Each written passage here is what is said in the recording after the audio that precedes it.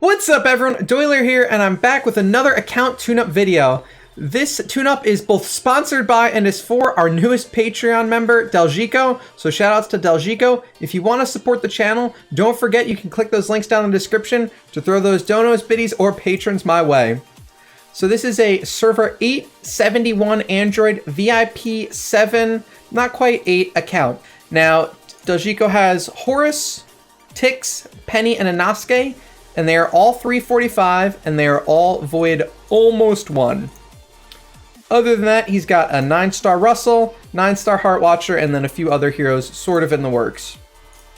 He's also got a Glittery Antlers Cane, a Radiant Punisher, a Withered Armor, an MSS, a Cog, an Unleveled Torch, and I think that's it pay to win wise. Yep, also saw an Orb of Annihilation there. We've also got about 1.5 million cores, another 800,000 stellar shards, a decent amount of puppets and foods, 2 artifact selection chests, and a few hero selection chests as well. He also sent me a ton of text, which will help me A, figure out what he wants, and B, help give him advice. So, Sealand wise, we're looking at Fortress 19 and Shadow 20, so that's good. He's already got a non-light Dark 20 done. And I believe he told me that he has made it to Pioneer. Hasn't quite made it to Explorer yet, which makes sense. Even my Explorer push took a full team of E5 heroes. Tower is 624 Mim Waves, so 2 more Mim Waves for him, and he'll be done with those. And that is about it from the looks of it. So he says that he's working on building Russell as his next E5. I love that choice. Russell's going to give him an easy light dark Sealand 20, which is a little more efficient smash-wise than non-light dark Sealand 20s. Check out my guide up at the top. Also just gives him a great hero for the Void and PvP. Russell may not be the most meta hero, but he's still super balanced and definitely a hero you want to keep around. He's also considering swapping Horus for Ithaqua once he clears Tower 639, and he also may be considering swapping or regressing Penny, but he's not sure who it should be. The reason he wants to swap Horus and Penny is for PvP, which makes sense. I'm guessing this lineup does lose. Tix is the only really PvP adjacent hero. He is still in the sort of mid to late game transition. He does not have that full E5 team, but something that is super exciting, he has 61,000 gems and 1,565 relics, along with 15,000 Ormus Essence to go along with all of that stuff. He does plan on buying some exclusive orange artifacts from the Celestial Island shop to level up whatever artifacts he gets. That's an alright use of this. Generally speaking, I wouldn't, but since he has so many gems and not a lot of these, it doesn't take that many to max out an artifact, so not the worst use of some of these gems. So the first thing I notice is this Tix is awesome. It's almost ready. Once he finishes Russell, I would move all the Stellar Shards off of these heroes and get them onto Tix. He only has Death 1 completed, and getting Tix to V2 along with this Radiant Punisher and ideally a Mage accessory is going to make that Death 100 push so much easier. He's kind of close on Stellar Shards to V2 already, if my bar napkin math was correct. So even at Radiant Punisher, I love this Tix. I love putting all the shards in him. I think getting Russell to E5 before that is a slightly better move, but once he gets that E5 Russell, I would consider dumping a 10-star hero into Tix, 2 10-star heroes into Tix to get him to at least V2, if not higher. I believe he also has a 9-star puppet. Yep, he has 1 9-star puppet, so definitely doing good food-wise, but the Russell is going to help with Sealand and Aspen Dungeon as well. Sort of up to him. I might even consider trying the Tix out first. Ithaqua, Tix, Horus, and Penny, I'm thinking he could get Death 100 just with that Radiant Punisher and Glittery Antlers Cane alone. Might be kind of difficult and take a while, so sort of up to you, Deljikho, whether you want to push the rust first or try and get some Void imprints into Tix and see if you could get Death 100 beforehand. Other than that, artifact-wise, I think you go for Splendid AMB first. I think you go for Splendid AMB before you even go for the Splendid Punisher. Splendid AMB Rust is going to be an absolutely absurd upgrade to your PvP team. And I don't know what the meta looks like on this server, but yeah, I mean, you're not going to beat some of these whales, They're already rocking 1 to 2 Transcendence heroes. But after that, there's a huge drop-off with non-imprinted Transcendence heroes and E3s. So that Rust is going to be a huge upgrade. You're still not going to be top 20 in the server, but easily push you into your top 100, if not 50. It's going to help in the Void. It's going to help in all parts of the Void, Vortex, Arc, and so on. And yeah, it's a great universal artifact to have, and it works perfectly on Rust. So I would take 800 of these, so bring you down to, 765, and these 2 chests, and I would make that Splendid AMB. You're not going to be able to do that this time, as the, where are we at? The Glorious Boost is only going to get you 1. That said, you can get the Radiant AMB and have 1 copy left over for the next time you see it in this event. Well, yeah, you'll have the Relics left over since you can't buy it yet. So you'll have a Radiant AMB as of today using all that dust you have, which Radiant AMB on Rust is still going to work. Until then, you could try throwing it on Ithaqua, but the Antler skin is going to be better. PvP-wise, you could probably throw it on Horus if you wanted. It might be a little better than Withered. Past that, once you get the Splendid AMB, you also mentioned buying a Crown. So let's see, if you've got 2 chests, which are going to go to 2 AMBs, then 800 of your relics are going to go to AMBs. That gives you 765 relics. I honestly would wait on a Crown. While 1 Crown is nice, it's not going to change much for you. If you had an Ada, I'd say maybe pick up the Crown now, but you would put Crown on like Horus and have a slightly better Horus, or Penny for PvP if you wanted some weird survivable Penny. But I'd say wait on the Crown. It is a great artifact, but you're not going to use it yet. I think early on you're better off focusing on the AMB, the Punisher, and maybe after that thinking about Demon Bells. Although you did say you're not going to spend a lot more, so it is going to be 8 Demon Bells. Is kind of a crazy long scale process for free-to-play players. I would say get 2 AMBs with those relics, and then get 1 Punisher with those relics eventually. That'll leave you 365 relics and 2 of the best Splendid artifacts in the game to sort of work with from there. You're not going to be running Ithaqua cheese anytime soon, so I wouldn't consider getting a second MSS, and honestly, he's better at E5 for you. That said, you should also be able to clear Fortress Sealand 20 pretty easily with either of these solo E5 heroes. I would take a look at that. I could gladly run it for you a different time if you want. I'm not going to do it now since I know you're not online, and I'm just going to give you the advice, but I gladly try and knock it out for you. Ithaqua or Penny alone should be able to get you that Fortress Sealand 20. So that'll leave you with 365 relics and a fair bit of gems.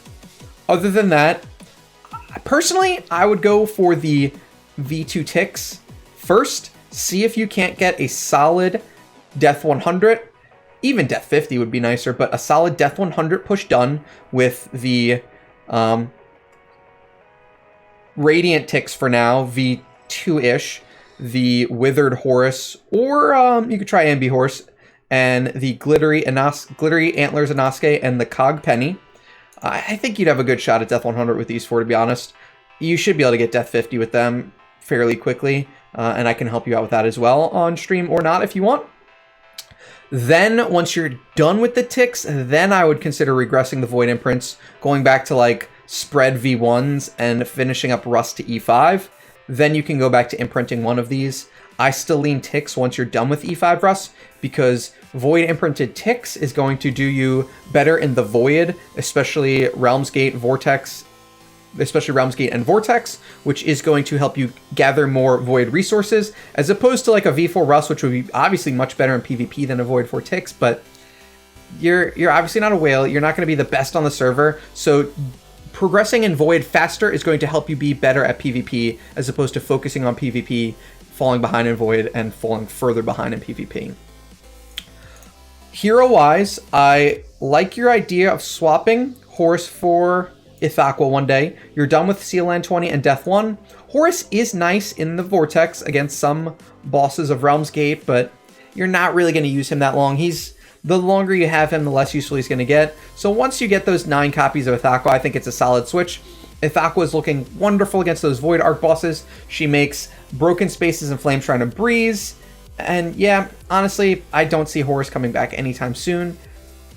I don't think that's a bad move at all, swapping once you get the 9 copies of Ithaqua.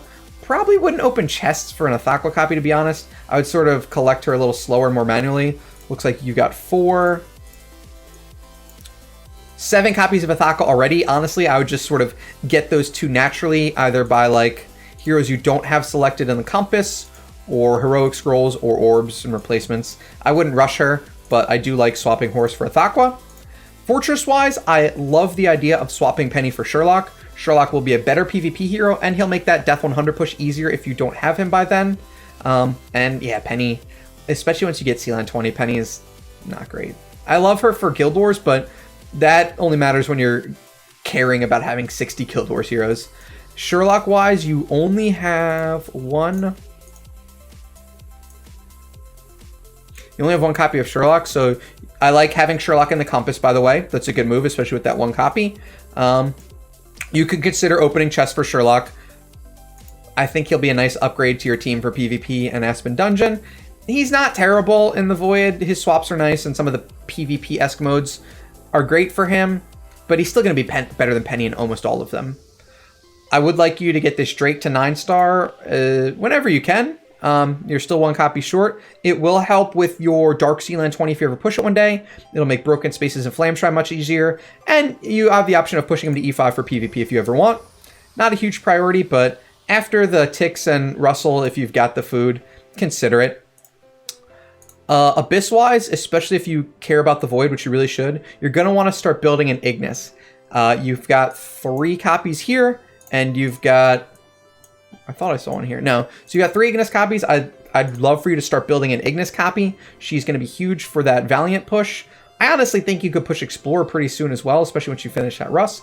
But you're really going to need an Ignis, especially as a free-to-play player.